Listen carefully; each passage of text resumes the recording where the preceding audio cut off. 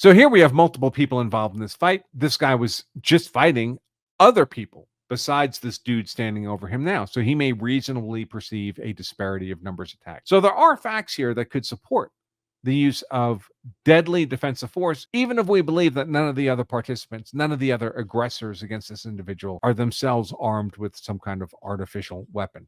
Now, I will note that it's not clear to me that none of them are armed with an artificial weapon. I have some images here. I guess I forgot to open those up, but I'll pull them up now. I did prep them. There's one. People have been asking whether the gentleman in all black might have had a knife in his hand, because there's something odd about his punch. I'm going to play it at full speed here. So this is that video again, because there's something about it. It almost looks less like a punch than it does a stab or a shove. And I'll play it for you so you can all see it for yourselves.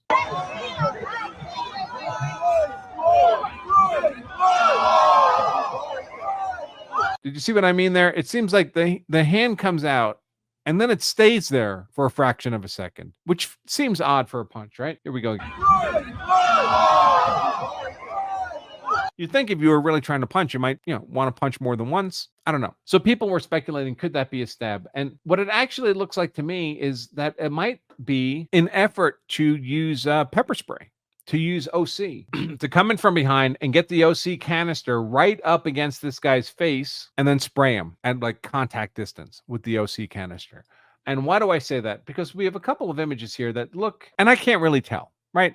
But here's one. This is right after the blow. Does it look like there's an object in that guy's hand? It doesn't look like a knife, but could it look like this?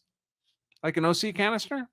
I have another picture here. This is when he's turning away from the muzzle of the gun. And that doesn't look like an open hand, and it doesn't look like a fist to me. Because I don't know about you guys, when I make a fist, my thumb is inside my fingers, like so. It's not on top of my hand like this. Now, when I'm holding a pepper spray canister, now it begins to look more like that hand in the image. And if he wasn't holding anything in his hand and he's turning away from a muzzle, frankly, I'd expect his hands to be open. Don't we normally open our hands when we kind of reflexively turn away from a threat? I mean, I would. So I'm wondering if this guy was actually just trying to reach around his face with the canister, spray him in the face at contact distance, and just kind of incidentally knocked him down, or the guy twisted hard enough away from the hand beside his head that he threw himself to the ground, that it wasn't actually a punch. And how would that change the legal dynamics? Well, then the shooter's not actually facing, I would suggest, not actually facing merely a non-deadly force threat. It would be another fact for him to consider in reasonably perceiving a deadly force threat. And you might be thinking, well, but Andrew, even if that dude has pepper spray, isn't pepper spray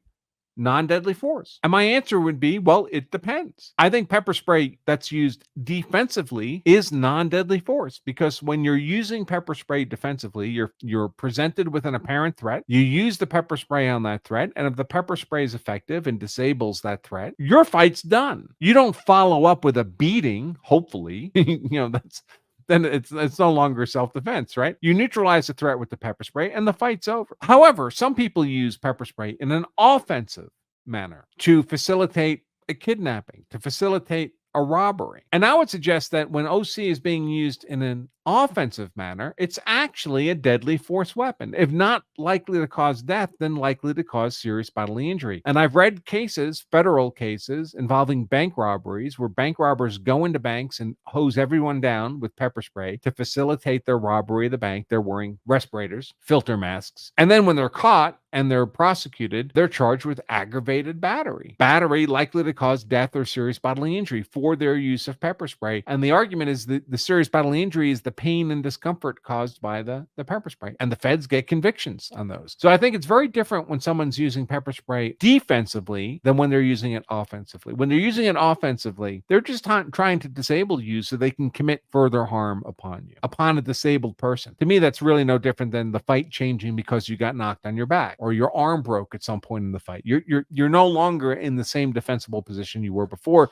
because of the acts of the aggressor. All right, so that's proportionality. What did we cover? We covered avoidance, imminence, and proportionality.